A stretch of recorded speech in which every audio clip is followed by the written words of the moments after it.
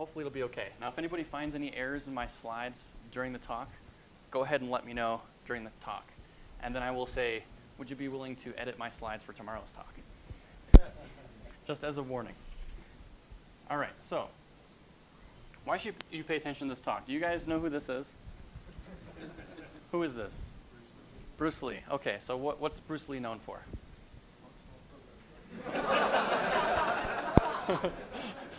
Wrong. Okay. Value types. Wrong. Okay. He's actually martial artist. Okay, and one of the greatest martial artists there was. And the reason is because he had a training in Kung Fu. And he did something which a lot of people really disliked at his time. And he said that Kung Fu is not as good as it could be in a street fight. Because Kung Fu gives you a whole bunch of rules, and he would prefer to be able to mix all these different martial arts, karate, whatever. And so his style, when he had this transition, when this epiphany came to him, is the style of no style. Which means, as we apply it here, the idea here is not to just say, oh, I'm going to program as a functional programmer. I'm just going to program functionally. No, the idea is we're going to learn the discipline of functional programming, well, as much as we can during this talk. And we're going to apply it to our problems that we have, but not exclusive to other ways of solving problems. Okay, so this is where I get in trouble with the Haskell camp, because they disagree with me there. They want to say just functional programming. This is where I get in trouble with the imperative programming camp. You know, we don't want any of this functional programming stuff, because this is really a hybrid. But I'm not going to talk about hybrid stuff today. I'm just going to talk about functional programming so we can understand this discipline, so we can use it as a style of no style. Now, as a brief, this slide has got too many words on it, but as a brief history of functional programming, how this came about, we have Alonzo Church over there, and he was a mathematician, and he was working on the fundamentals of math, and this was kind of popular at the time. So he's trying to break down math to its essential components, its tiny little pieces upon which you can construct everything else. And he came up with this idea called the lambda calculus.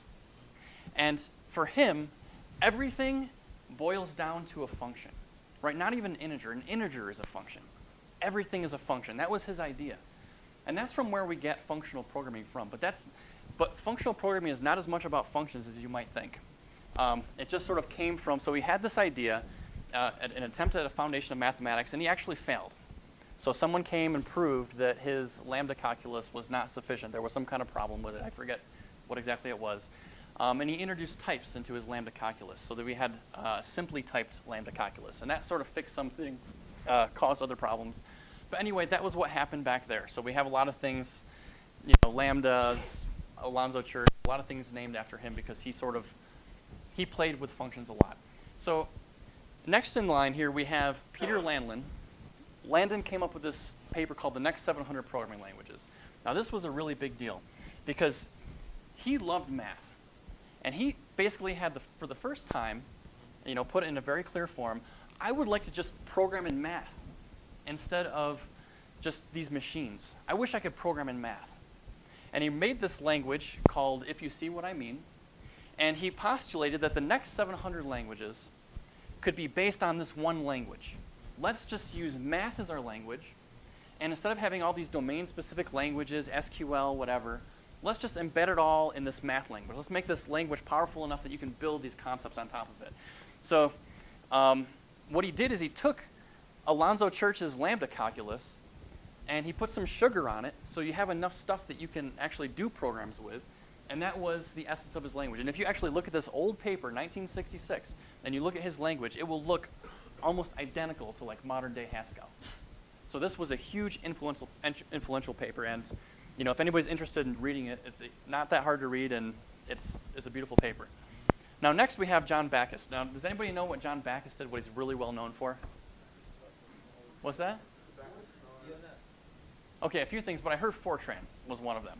That was a big deal. So he's giving his Turing Award lecture, and some people say this was his apology for creating Fortran, because he came up with this idea of an algebra program. So he came up with his own programming language very strongly math-based.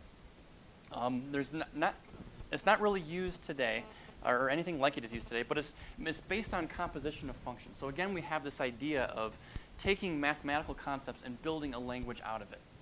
And although his language wasn't really his key contribution, his big contribution in terms of functional programming is that he popularized this research. He made it a thing. Before this, it wasn't a thing. So now beyond that, we have ML and we have Haskell and all this kind of stuff. But that's just sort of like a brief history. So we can see that it's very soundly based in mathematics. That's what functional programming is about. So here's my definition. Functional programming is math applied to programming. And principally in these three areas. So one is in languages. So let's make a language based on what we commonly know to be as math. Okay? That's one thing that functional programming does. But languages doesn't just mean you have to program in a functional language. Do you have to program in Haskell to be a functional programmer? Raise your hand if you think that's the case. Okay, we got one. So I'll, rather than ask the inverse question, I'll just assume that everybody disagrees.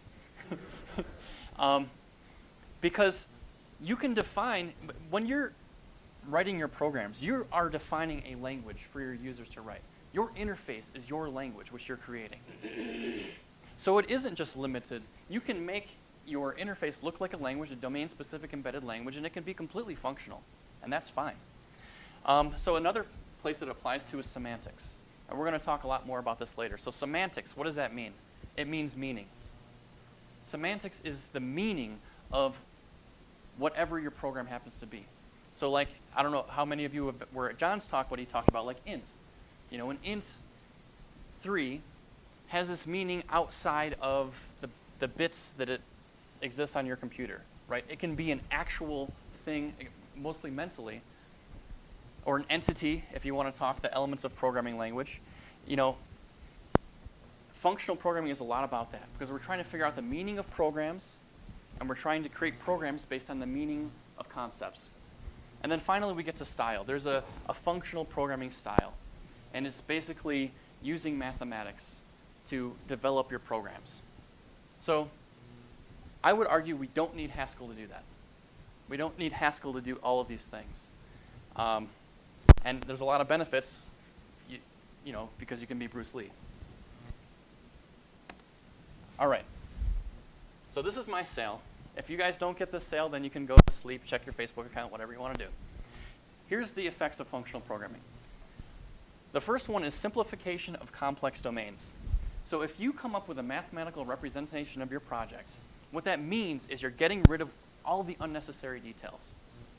Looking at it in its essence, getting rid of the non-essential details allows you to reason about it. Now, if we had huge, gigantic brains, we probably wouldn't need this. But because we're limited in our human capacity, it's very useful to get rid of these things which are like details, right? Or even having a concise syntax for things. You know, sometimes you look at these template codes and you're just like, oh my goodness, this thing is just gigantic in terms of all these type names and all that kind of stuff. If you can distill that into its essential form, it's a lot easier to think about it and reason about it. The second one is you can get strong insights into your programs from mathematical study. So you might pick up a math paper, you know, written in the 40s, and it will have, you can apply it to your programs, right? So a good example of this was the rediscovery of monads in the Haskell world. So, you know, before, I don't know when it was discovered, somewhere around the late 90s, before that time period, functional programmers didn't really have a good answer as to how to do I/O in a functional language, or what that means.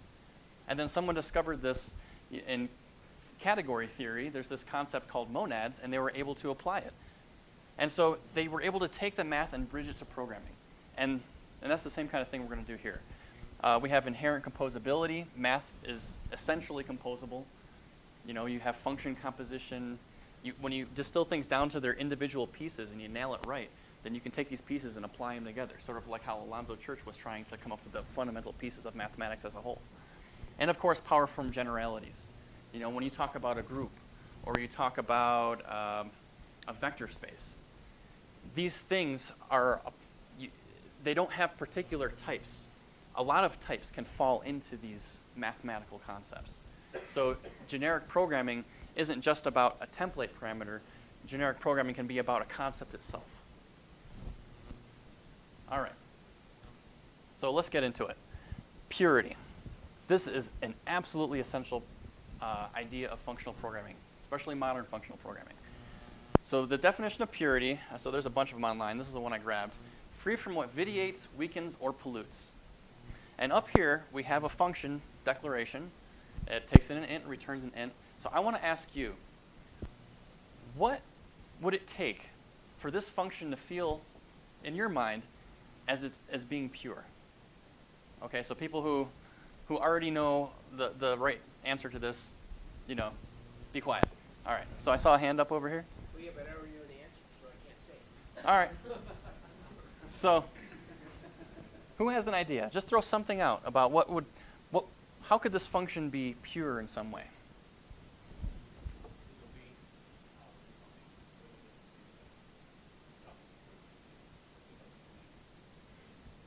Sure. So, so the domain, which is like the incoming value coming in there, maybe it doesn't have an answer for value 6, right? Maybe it just asserts, so that would be a partial function, so that's a good one. And what about, go ahead. Does one thing. So what does that mean?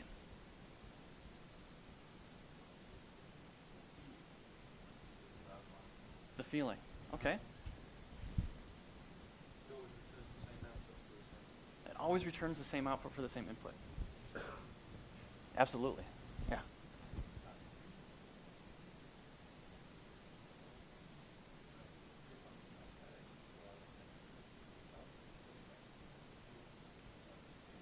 Sure, so there's the argument that this is fundamentally impure because it takes in an int and it's not continuous. So the definition of purity that we're really looking for is first referential transparency, which means that if I give this thing a 5 and it returns a 6, if I pass it a 5 later on, it better return a 6. That's what referential transparency means. And then we also have no observable side effects. And this is a tough one to get. Yeah, go ahead. Does it only have to return the same value for the same input if the input's in the domain of the function? The question is, does it only have to return the same value for the same input if it's in the domain of the function? Okay, so the domain of this function is int. I would say that This was a square.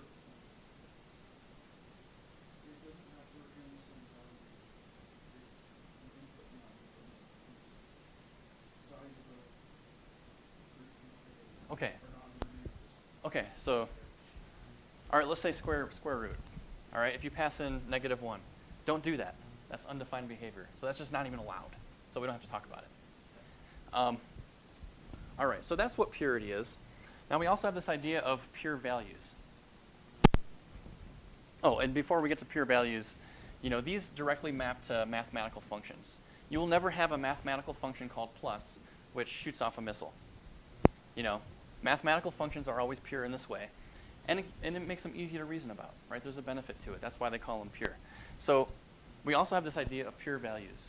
If I have an int, what can I do to make it pure?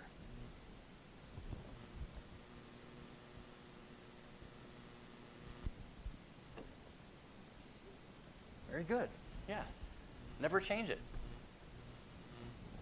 So if I have a constant int I equals 6, I is 6 at the beginning, I is 6 at the end, I is always 6. Just like the functions when they're pure, the same input always produces the same output. So when we're talking about purity and functional programming concept, we're talking about pure functions and pure values. Now if you limit yourself to only do this, some strange things happen. Go ahead, question?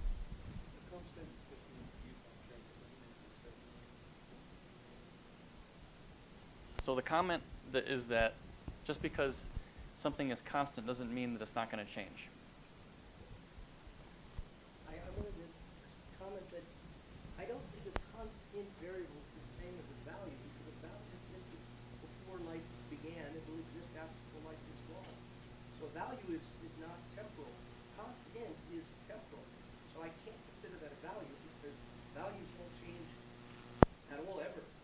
So, so the comment is that a constant isn't a value because it exists in time. So, Right. so if I go like this and say constant I equals 6, when did this thing exist? It exists in a running program. Well, I mean, it's here on the board. It's the 6 that's the value, not the I. Well, I would argue that it's a distinction without a difference, right? That we're talking conceptually at this point. Yeah. Basically, I is just a different representation of the same value. Right? That's right. So the comment is that I is just a different representation of the same value. I think that because we're programmers, we create confusion where maybe there shouldn't be. If I write I equals 6, I've got a variable I to which the number 6 has been assigned or placed in some storage. If I put a constant in front of it, well, it looks the same, but it's really not a different thing. That's actually fixed throughout my whole program, and the I doesn't, I don't even know that it refers to a memory location. It may just be a synonym for the value 6. So I think that our nomenclature that we use for C++ is sometimes confusing our brain on this issue. So the comment is that sometimes the words that we use in C++ kind of confuses these things, and that's true. That's probably why you're making this whole lecture.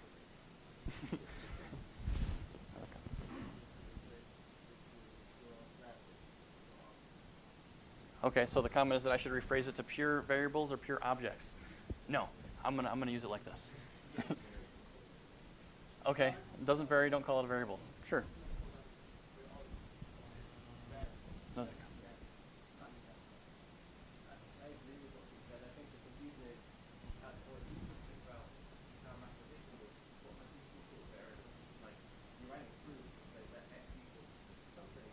Later on, you don't say x is something else. That's always had that. Now, in Haskell, you would say that you are binding a name to a value. Yes.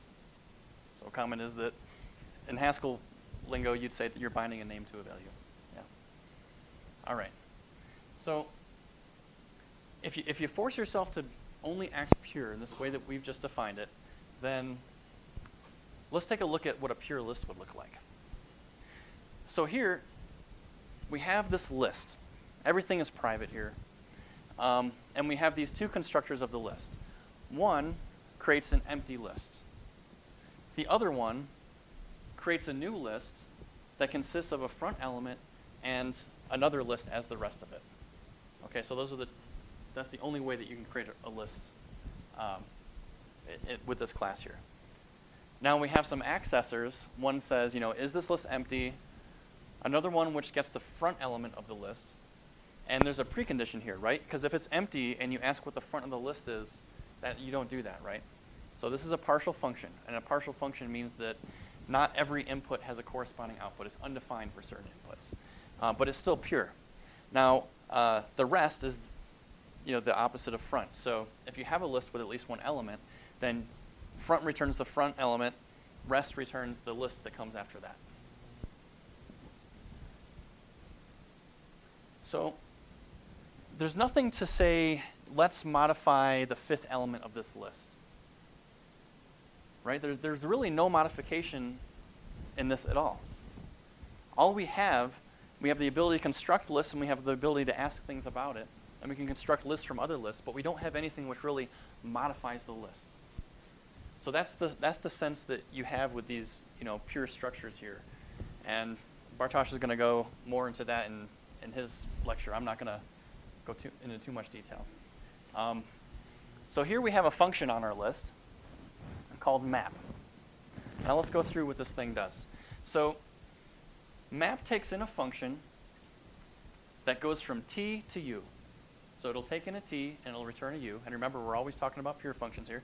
It takes in a list of t's, and what it returns is a list of u's. So conceptually, it'll use that function and apply it to every single element of the list.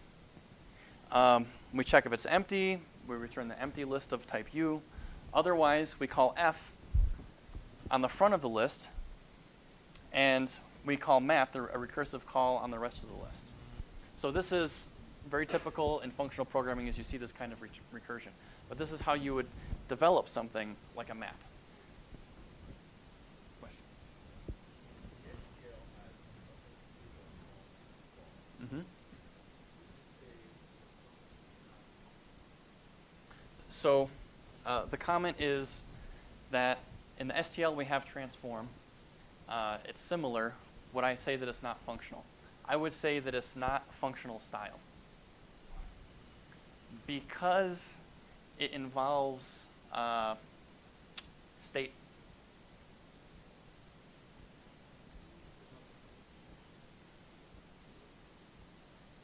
Okay, and the comment was there's also composition issues because of the dual iterators.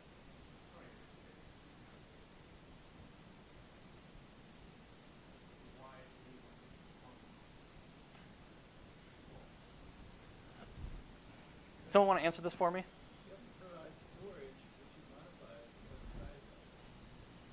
Okay, the comment is that you have to provide it for storage that it modifies as for a side effect.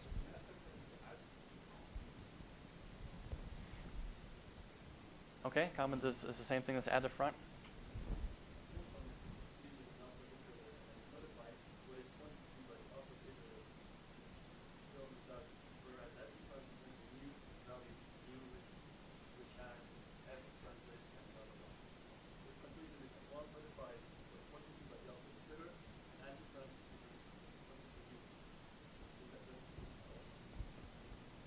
Okay.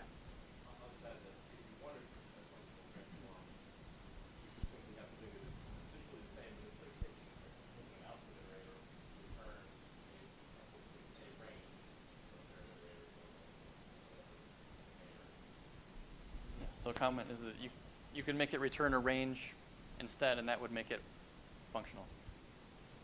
All right. Yes. That actually, to me, is very interesting because now we have the C++ 11 in the middle and all that stuff. It's easy to imagine somebody saying, well, we should actually change the signature transform so it returns a whole new list. And then it would be actually a functional construct because there would not be any variables involved. And in fact, it sounds to me like it might even be efficient.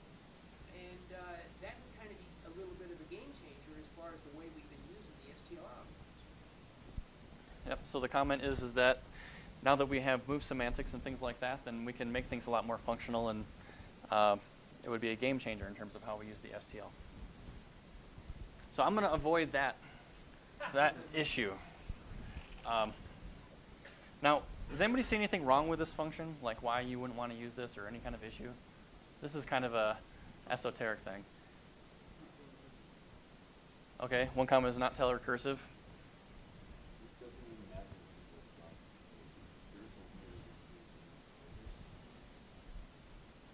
But anything else? Like what about? It's not guaranteed though.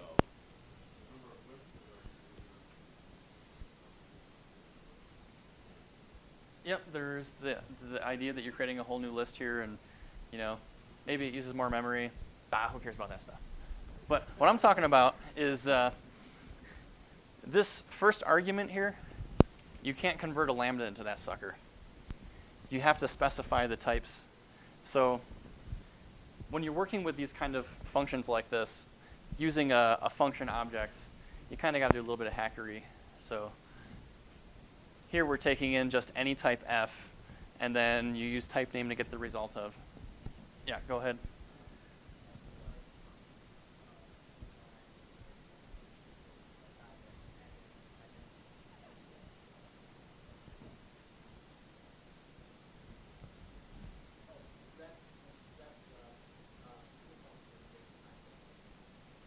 Okay, there's a comment to wrap the stud function with identity.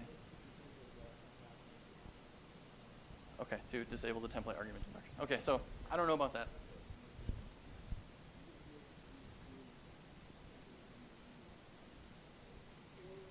Okay, so Eric is saying that wouldn't work. This works. There may be something more clever. This is what I'm aware of. But this is sort of a minor point. We do have to modify some things a little bit to get a decent C++ syntax that we want to use, or we want our users to use. So moving on. Functions aren't special. Int I equals 6, you can define I to be equal to 6. Here we're defining f to be equal to this lambda function here, just like you would a normal int. Here, g, we're calling foo of I, and we're assigning the results of g. So the idea is that foo returns a function. Over here we call bar with f. So f is a function argument. One of the key things is that in functional programming is that there's not this special distinction between values and functions. These are both valid values, especially when you're talking about pure functions. Is everybody okay with that so far? Okay. All right, so these functions that take a function as an argument or return a function, they're called higher order functions. It's just a name that they're called. So if you have at least one argument to your function, which is a function, or a return type which is a function, we call that a higher order function. And there's a lot of neat higher order functions, and we'll look at this one first. This is called fold. Now, some of you already know what fold is, some of you don't. I'm hoping that most of you don't, because what we're going to do is we're going to just, based on this signature, we're going to try to come up with an interesting implementation. So we see that we need to return a u. What we have available to us is a function which takes in a t and a u and returns a type u. We have just a plain old u value, and we got a list of t's. So what's one way that we could return a u in this fold function? Return u. Return u, yes, very good. We could just return u, but that wouldn't be very interesting, would it? We would just be ignoring the other arguments. So if we're not going to ignore the other arguments, then we're probably going to want to do something with that list, right? So let's break it up. It's either empty or it's not. So let's look at this first question mark. How many different ways can we return a u?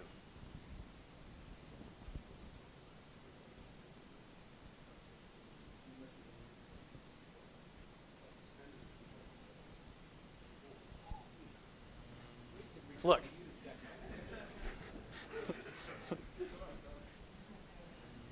We know nothing about you. Yes.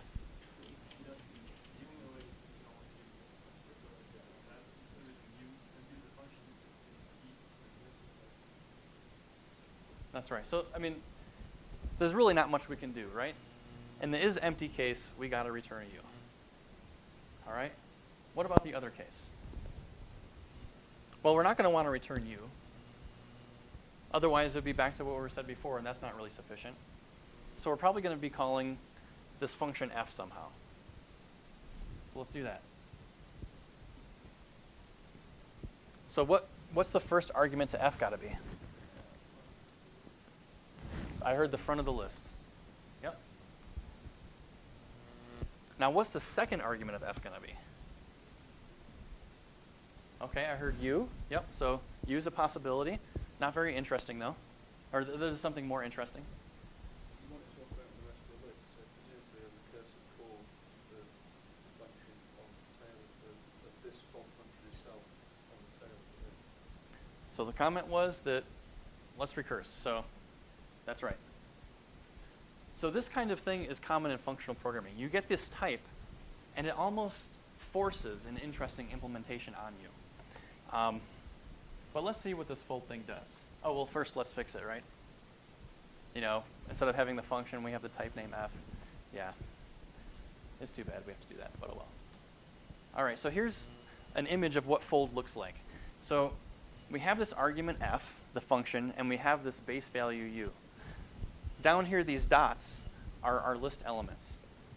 So we call f on u and the last element of the list. We call f on the result of that with the next element of the list, and so on and so forth until we get all the way up to the top and we get a result out. So does anybody have any idea as to why this might be useful or anything you can do with it?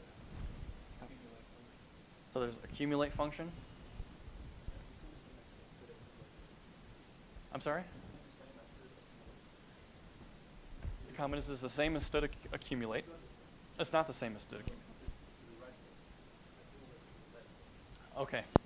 So there's a comment that, well, that's just some Haskell lingo jingo. Let's, yeah. So, look at this. We can write sum out of fold here, right? We just pass u is 0, and the function that we pass into it is just adding two integers together. So that's pretty useful. You can write sum with just passing these special arguments to fold. And here we have a list of int, but we really don't need this to apply to only ints, right? We could, give this template parameter, and now anything which supports plus and conversion from 0 can have this sum function. What about this? What does this thing do? So our first argument is add to front, and our second argument is empty. What does this thing do? All right, there's a comment that reverses the list. Nope. Copies it. Yep. This just copies the list. In a very esoteric way. But I'm sure we could write a more general version of this copy function, right? But the idea here is that this schema, with this special fold function, we can do a lot more interesting things with this. So here's how we can implement append using that schema. So we have add to front as the first argument, but instead of passing the empty list as the second argument, we pass another value. So now we get append operation out of this fold function. It's kind of neat, right? We can implement map using this fold function. So here, we have a modified version of add to front that just quickly calls f on the first element of it. So this fold function, well, before I get to that, down here, this is just going to be gobbledygook to a lot of you. This is the mathematical representation of what we have above there. And I'm not going to explain exactly how this works, but the thing to take away from this is that we have a very concise conceptual mathematical syntax that we can use as our mental model. And based on that, we can construct this bleh. And that's what we want to get to. We want this nice, concise mental model. Yes, question? What do you ever need to copy one of these things? Once you created it, it exists forever. So the question is, why would you ever need to copy it? Yeah, I understand append gives you a new value. Why would you ever copy? One of the examples was, I just copied the list. Why would you ever do that? Okay. So the comment was that, why would you ever use this to copy a list? You wouldn't. You wouldn't. This is just to give you an idea of a schema for making some of these more interesting things. Because this example here is just a slight modification of it, and so is append. Well, you could actually, if you were using it as a very, very general algorithm, and in particular, this fold would be once called with the trivial function that copies the list. For other values of parameters, it would do something with the list, but for one particular value of the argument, it would just copy the list, like a special case, right? Yeah, so there's a comment that it's a special case, and there it is. All right, so this fold function is kind of magic, and we'll look into why it's magic. I mean, we see that it has a lot of versatility. And I would argue that every data type has this magic function, and we'll learn how to figure what they are later on. So now we're going to switch gears, and we're going to talk about algebraic data types. So we want a nice mathematical representation of our types. And it turns out we can get everything we need with two types, one called 1, one called 0, and these two operations, sum and product. And these operations compose types into more complex types. So the first one is product. So if we have two types, A and B, the product of A and B is a type whose values have an A and a B. Does that make sense to everybody? Well, prove it to me. So how would you represent a product in C++? Okay, there's a comma, a struct with an A and a B in it. What else? I heard something else over here. A pair? Yep. So there's lots of different ways we can implement this in C++. Now, which one you choose is going to be dependent upon who's using your library. Semantically, they're the same. There's really no difference. Even performance-wise, I think these three are the same. But it may communicate something you want to communicate to a user. So John Lakos is the master of that. That's out of my realm of expertise. So what about this? Is this an implementation of A product B? Does this represent that?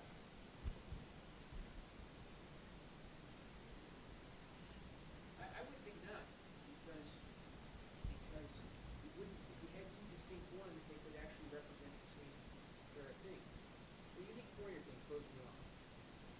Okay, so the unique pointer throws you off. Well, I mean, that's intentional. So, what's that? There was a comment it could be null. That's right. So these could be null. Now, what if we said that, there's this invariant that these will never be null? Then does it represent AB like that?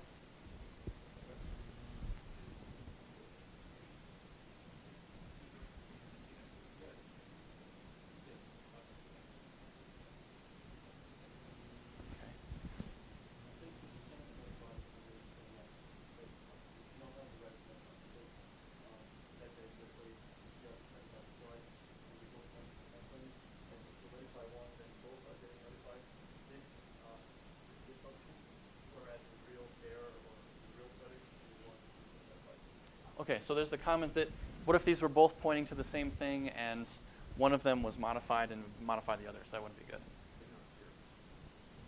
There was a comment that they're not pure.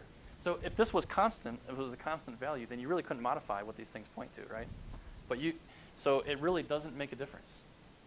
So if you do have the invariant that these things can't be null, then yeah, I would say that these are a perfect representation of a product B. All right, let's look at the 0 type. So 0 is a type that has no values. So how would we implement a type that doesn't have any values? An enum that just doesn't have anything in it. So there's the comment of that you can create an enum without anything in it. So can you create an enum object as a default constructible?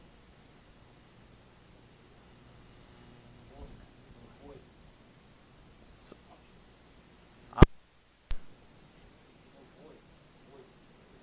I heard void. Okay. Empty struct. So an empty struct, does it have a value? Yeah. Yeah. You can make it. It must have a value. So how can we get one without a value?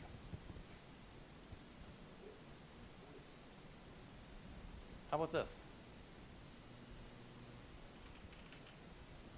Can you make one of those? No. It doesn't have a constructor. Okay, I heard the comment that you can still make one. How? Okay, there's a comment, turn your byte into that stuff. That's, of course, not allowed.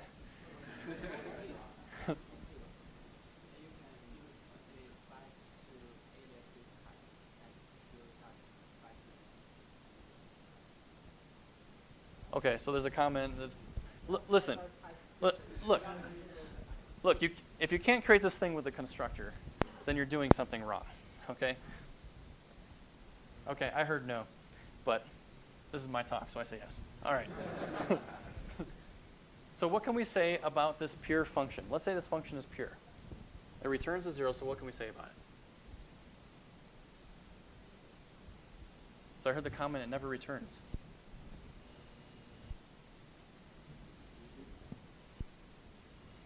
So I heard the comment that it is 0, which is interesting. So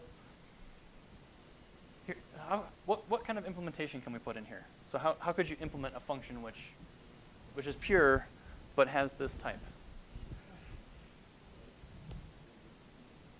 Okay, no reinterpret cast.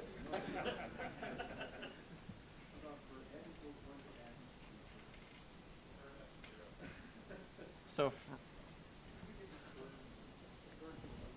so I heard just call f of 0. So I did that, a little bit more sophisticated version. But they're both equivalent, right? They both have the same meaning.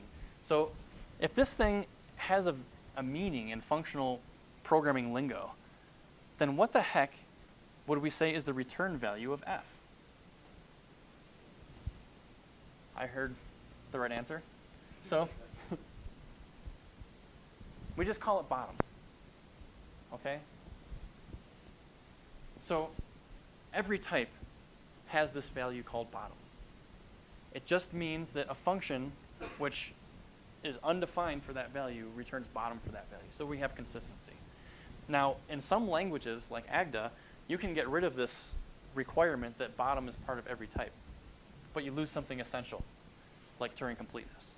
So this is how we denote a bottom type. So I'm not going to go into more detail of this because there's a lot to this. There's very interesting things that have to do with this. But we're just going to keep on going, and just know that every type can have this bottom value. It's just necessary if you want to have sound mathematics. So now we have unit type. A unit type is a type with one value. So how would we implement that?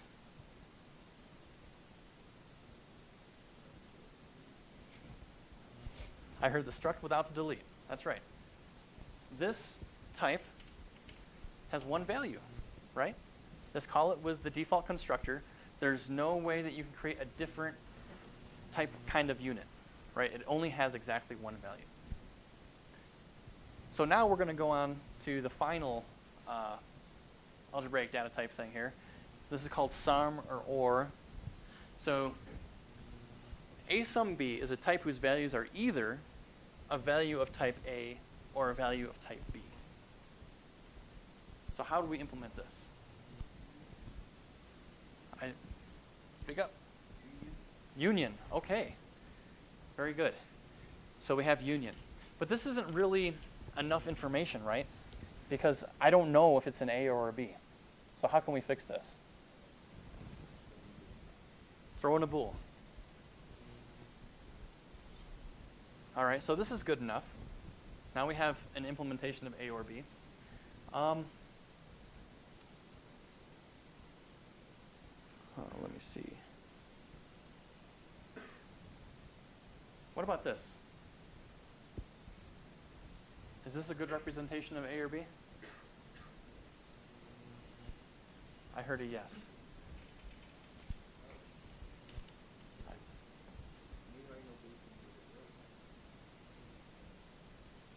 Nope. So this acts more like bool product A, product B. Because you can still extract a B out of it, even though has A is true or false, it doesn't really make a difference. Now,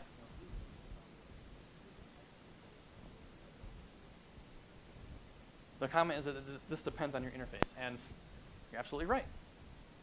So, is this a good representation of A or B? So I see some nodding, yes, right?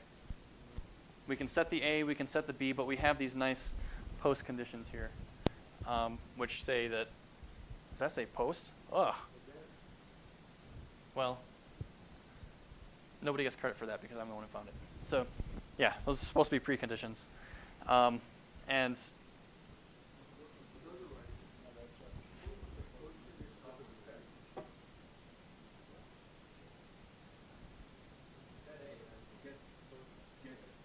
oh, okay, so it is right. Okay, never mind. It's correct. What's that? Who was the one who corrected it? So would you be willing to help me edit my slides for tomorrow? All right. So this is how most people implement A or B. Something along these lines. Inheritance. You notice there isn't any inheritance in my fundamental data types, because it really just consists of an OR here. So I added a dummy virtual function in order to get proper inheritance or vtables working. That's just a tiny detail. But the idea is that if you have a pointer to an A or B, and we're assuming this is not a null pointer, it's just a pointer to something that exists, then we kind of we actually do have a representation of A or B. Now the idea here is there's lots of different ways that you can implement this. And we don't want our mind to get stuck in the details of how we can implement it. We want our mind to stay into this nice mathematical world because it makes it easier for us to reason about our programs. So does anybody have an even better way to implement this A or B thing? Boost variance. Exactly. Now this is better from a semantic perspective in that it closely matches what we're talking about with the A or B, but it may not be the right interface for the users that you want to provide. All right, so let's go back to our pure list. Now let's say we have an empty list. How many different kinds of empty lists are there of type A? One. So would any of these data types really work well there?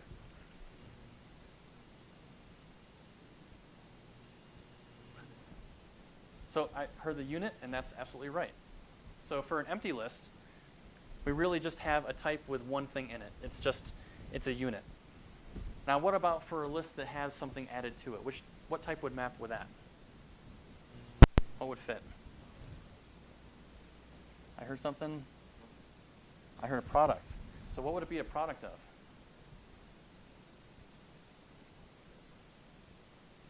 So these are our primitives up here.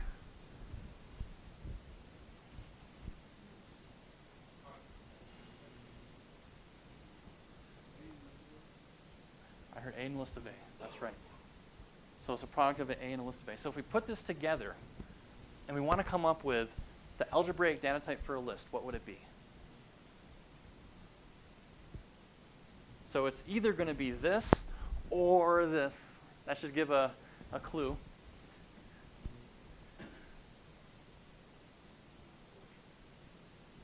One plus the second part. Right. Man, that is a very concise definition of a list, isn't it? That really captures it.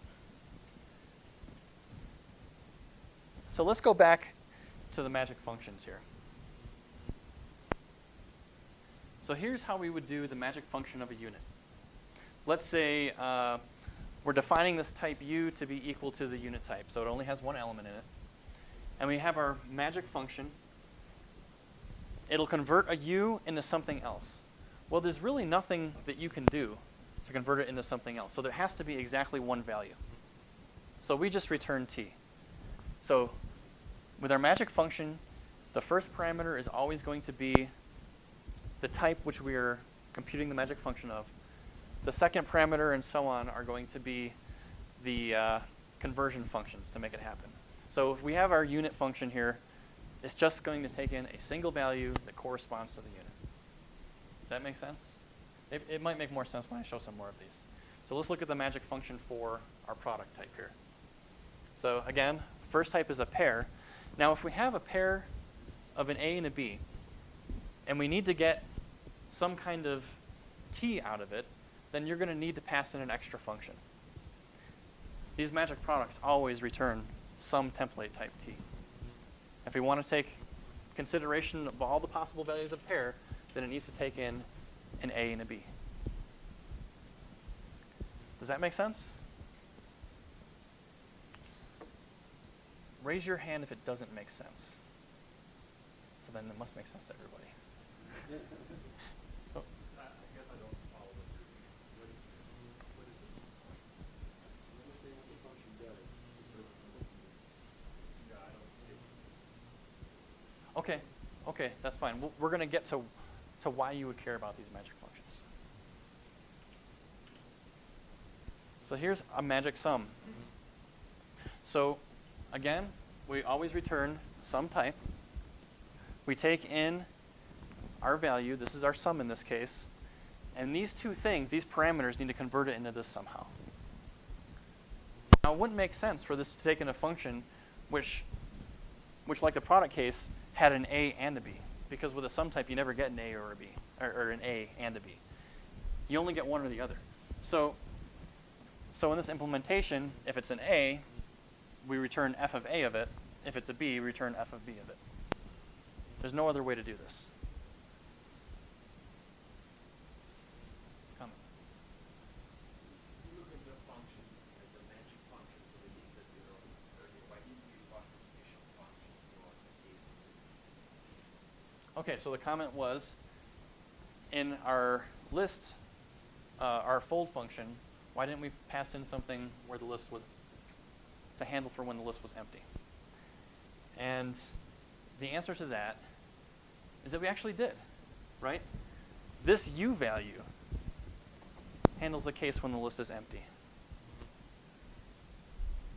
And then, because we have our product, we take in our function, or our sum, we have our function, no. Because we have our product, we take in this function. So I'm not doing an exact mapping of how you would create a list, or a fold for a magic function for a list, right? I could sit out and I could write all the rules to create your magic function. But I'm just postulating here that a magic function exists for every algebraic data type. And what it will do, it'll be sufficient to completely deconstruct it and reconstruct it with any kind of modifications you can want. And actually, it's the essence of this data type. So if you look at Church's original lambda calculus, this is how he would, he would say that this is equivalent to that function. All right, so let's move away from that. The functional approach. In one sense, the functional approach, you take this math and you use it to create an implementation out of it. So you can think in this algebraic data type space, and there's a lot more different kinds of math that you can use with this functional programming thing. You start out in your math, and from that you derive your implementation. That's one thing that you can do. It makes it easier to reason about, you get a good understanding, and so on. Another thing that you can do is you can take your implementation and you can try to figure out what are the fundamental mathematical things behind it. And what this allows you to do is it will cut out all of the inessentials, and it'll give you ideas for refactoring, like, oh crap, like this state doesn't really make any sense. The algebraic data type has this extra crap in there which doesn't need to be there.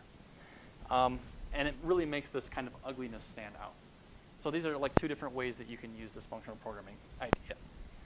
All right, so moving ahead, let's talk about functions. Okay, so this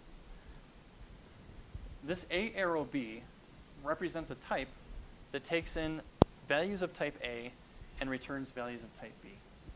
So this is just common notation for the types of functions. And the key thing here is that functions can be data structures too, right? If we extend our algebraic data type with now this function symbol, we can come up with data structures that use functions. And these can be very strange and interesting. So what is this?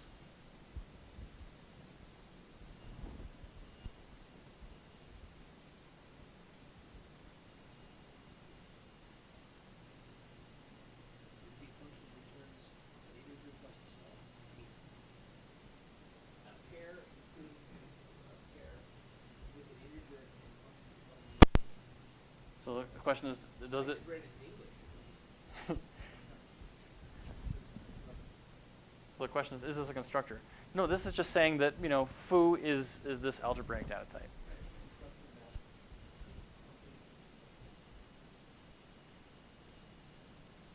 Yeah, so an int we can count as primitive.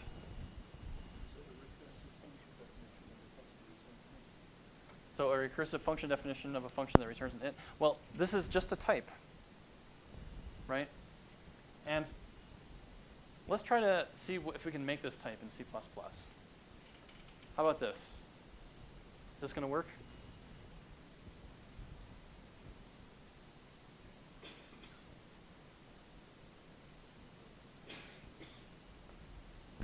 heard no. Yeah, it's not going to work because with C++ scoping rules, I can't really refer to foo on the left side of a type def, which is defining foo. All right. So okay, so there's a comment type aliases. I don't know if type aliases help here. I hear no. I hear yes. All right. Well, this isn't going to work. How about this?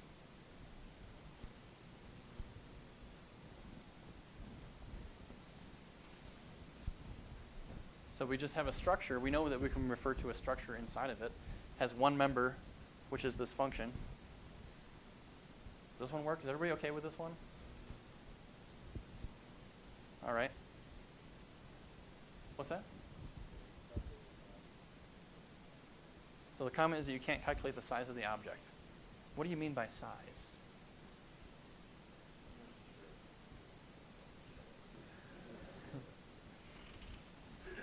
All right. So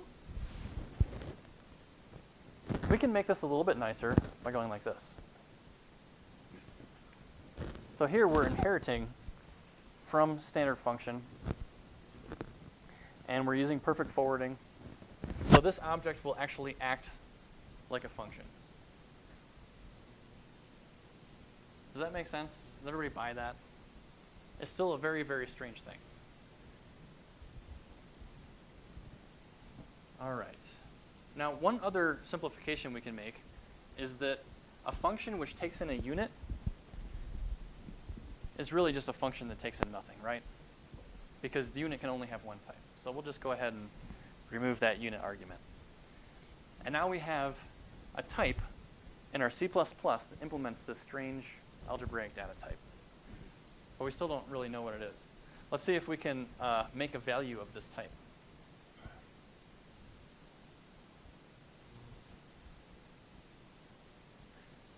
So do you guys agree that this is a value of that type?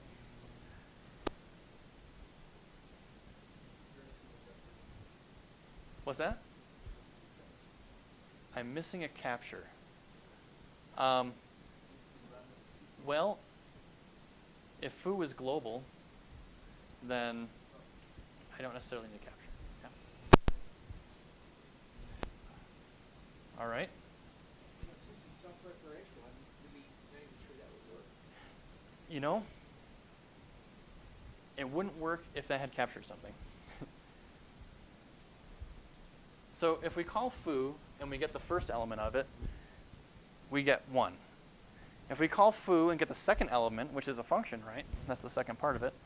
And call first to that, we get 1. If we do the same thing, we get 1. So what does this thing represent?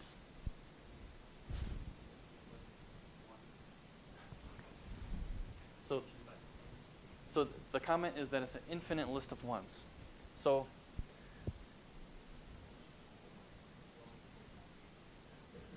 so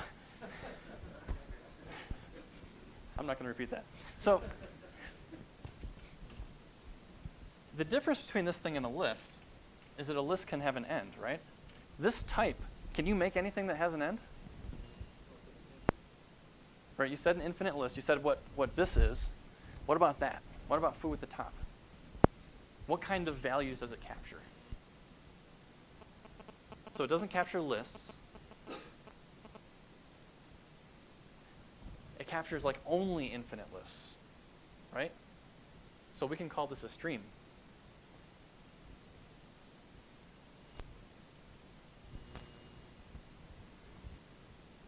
And we can call that thing always 1. So we have an implementation of a stream.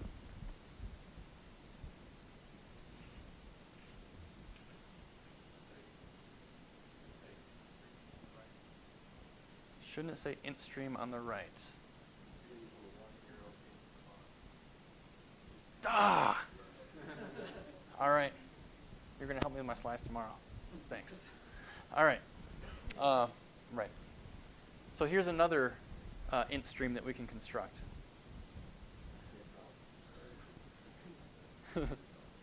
Same problem at the top. Thank you for signing up too. But now when we construct this thing, it's kind of strange, again. We create this function here, which takes in an int and returns a pair of an int and an int stream. And this returns that pair, and it uses standard bind onto itself with the next integer. And this one here just uses that, so we can create an int stream of our naturals. Yeah. All right, there's a comment that natural numbers start at 1 usually. Well, I'm glad it's only usually, not always, because then I'm correct, technically. So this is not that much code, right? I mean, this is not like a gigantic, barfing of template code right here. It's pretty simple. But isn't that strange, though? Don't you feel like this is a strange thing to do? Yes, right? And the question is, why is it strange? Because I would argue that if you're a functional programmer, this isn't that strange, right? Because you have access to this stuff. You think about things in this way. Some of the things that we do in imperative programming are very strange, right? Like dealing with pointers can be very strange for a lot of people. Certainly, the complex rules about, what function gets called when you give it a certain parameter is pretty strange. So this is completely natural for a functional programmer. And what I would really like, is for this not to be so strange for the average programmer. Because conceptually, it isn't that hard. Is it hard to learn? Sure, it'll take you a few days to get used to it. But after that, you open yourself up to a whole bunch of tools which you can use. So let's look at another strange thing. What is this thing?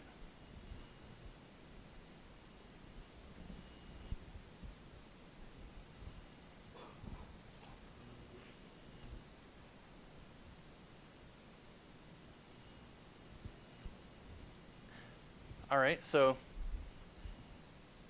it's a function, right? What does it take in? Int. What does it return?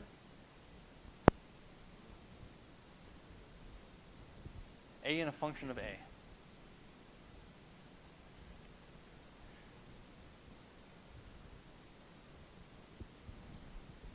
So you have this infinite choice of an int.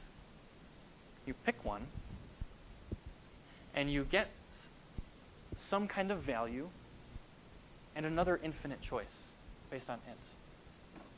This thing goes on and on to infinity. Now imagine a user interface where you present the user with a bunch of things, and they choose one of these things, and they get a whole new selection of things.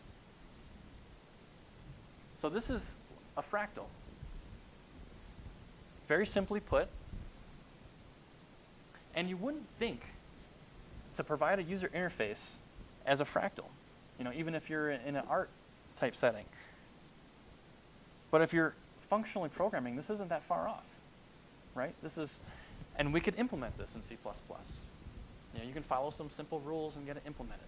So, all right, is functional programming only for doing strange things? No. All right, you can do a lot of strange things with them, and it's very fun. But there's also a lot of practical applications. So here's a practical app. Go ahead, comment. So the question is this how you would model nested menus?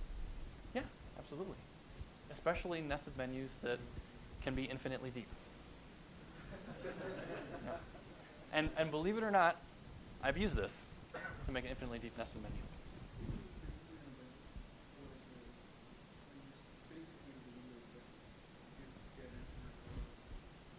So the comment is, isn't this basically the Windows event loop?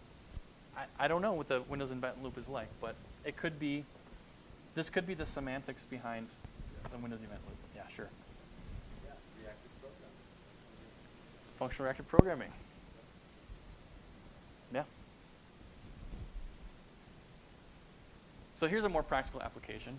So there was a library in the week. The first BoostCon that I went to, they had this library in a week, and the idea was to create a new stream library. And this is, I don't remember if this is exactly the semantics that we came up with, but I think this is pretty close. So the idea was that you have a source which emits these values of type A. You have these transformers which can convert a source into a different kind of source. And then finally you have a sink which will take all this thing and do I/O operations. I'm not talking about this. This is just a magic placeholder for doing something. I don't want to go into more detail about this, except just to point out that when we did the semantics like this, it implied some fundamental functions that you would have. So here's one. You could take two sources and create a new source that just pairs their values together. If the first source expires, then the whole thing expires. Here we have two transformers. If you have a transformer, this transforms your source. Wait, before I get there, does everybody know what I'm talking about when I'm talking about sources and sinks? So imagine that a user is like typing in data. You know, that source can be like a source of characters.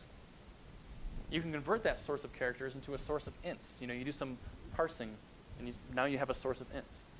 Then you want to actually do something with it. Maybe your sink just takes those ints and prints them out or saves them to a file or something like that. So this is what the source transformer sink thing is. This algebra directly came from the semantics. So if you have a transformer which converts from A to B and a transformer which converts from B to C, then you can make a new transformer which converts from A to C. And that just comes right from the semantics. Now, these two are pretty interesting because you can apply a transformer to a source directly and get a new source. So what used to be a source of a char is now a source of an int. And maybe those ints are interpreted in something, and I can convert that source from an int to a source to image, whatever you want. Or you can apply the transformer to a sink. So the thing which is consuming the data, maybe the thing that's consuming the data is just outputting characters to the console. So it expects characters. You can convert that sink using a transformer into something which consumes integers.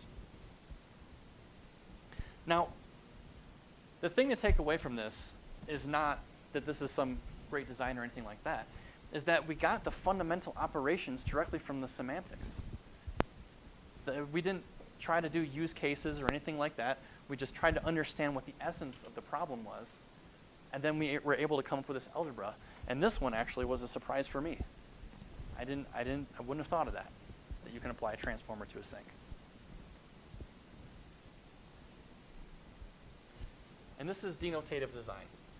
This is an aspect of functional programming, which is you work on discovering the math, and then you derive your implementation based on the math. Now, thinking outside of the box. Before I really understood this aspect of development, so I had a math degree and a computer science degree, and it was an abstract math, and I never really connected the two, right? One was programming, one was math. Some math can be applied to programming. We're talking big O notation and all that kind of stuff. But when I understood functional programming, the idea of applying math directly to computer science, it opened up the doors for me. I wanted to go and grab every single math paper I could find to see if I could make some kind of use for it to enhance my programming. So what I want to urge people to do is to read some math and to try to apply these things in practice. Because I have a feeling that most of our data structures out there can be implemented, again, using functional concepts, and they'll be much more composable, much more easy to use if we just use the design technique. It doesn't have to be in Haskell. It can be in any language you want.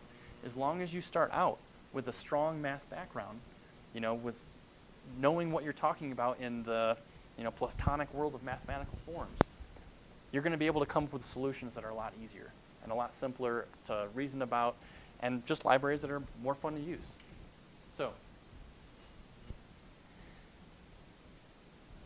if you're interested, actually, let me do a digression real quick. So, this has nothing to do with functional programming. There was a previous talk where somebody talked about having a list and having an unsafe method to set link operators. Because you know, with a standard list, you have this sort function in it. And well, what if I want to make my own sort function? Let's go ahead and make some unsafe methods and just make sure that I restore everything to safety after I do that. Do you guys remember that talk? Yes. Okay. No. Don't do that. And you don't need to. So what if we do this instead? You extract fragments, which gives you this other data structure, which is more basic than a list, which is just a bunch of nodes floating around in a body. You suck it out. Then you can do your set link operations. You're not breaking any invariants here. And then you put it back in. And I talked to a very important person, and he approved this method as being a superior method. Did I? Sorry. I thought I grabbed it off of the thing, but my bad. It's a different Sean. Would the real Sean please stand up? All right. If you want to learn more about this, here are some pointers. The first is an old book called Denotational Semantics, and it basically showed how you can go from computer programs to just pure math, and it gives a mapping for that. There's a talk that I gave on the intellectual ascent to AGDA last year, and this is,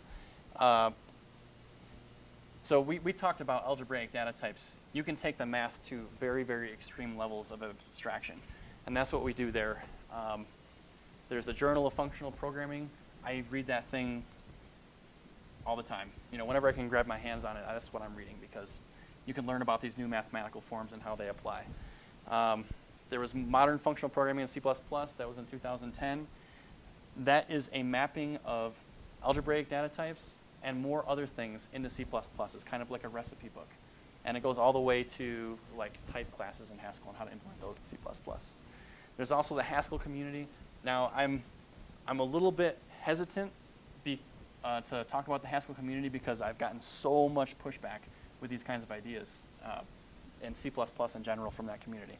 But there's a wealth of information. If you learn Haskell, you're going to learn the math really quickly. Yes, go ahead. There's a recommendation of the blog, Lambda the Ultimate, and I agree that's a good one.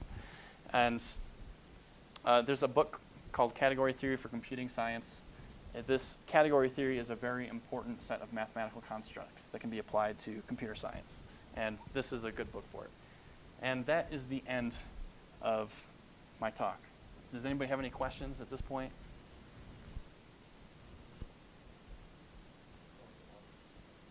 It's also obvious. I tried hard to make this not hard, but it's new concepts. Okay, so the question was, what about monads in C++? So I didn't cover monads, just like I didn't cover a whole lot of mathematical concepts. But practically speaking, we could really use a nice domain-specific embedded language for monads in C++. That would be awesome. You want to do that for us? Oh, you'd be the perfect person to do it, too. What about performance? I'm so glad you asked that question.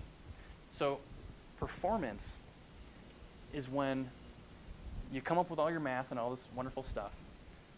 When you need to actually write the code that it corresponds to, that's when you become an engineer. And that's when performance actually matters. And you need to consider, yeah, I want this to match my mathematical model, but it might not look exactly like it because I care a lot about performance. I want to make it very performant. Yeah.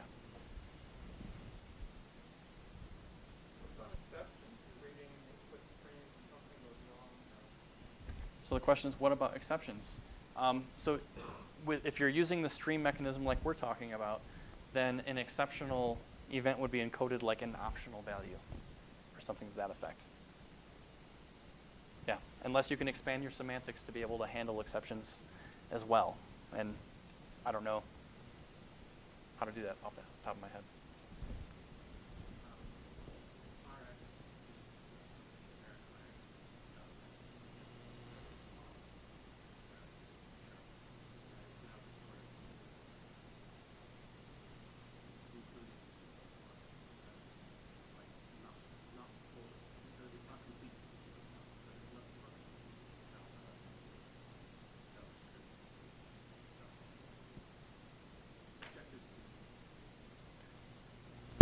So the comment is there's this thing called Rx, which implements monoids or monads.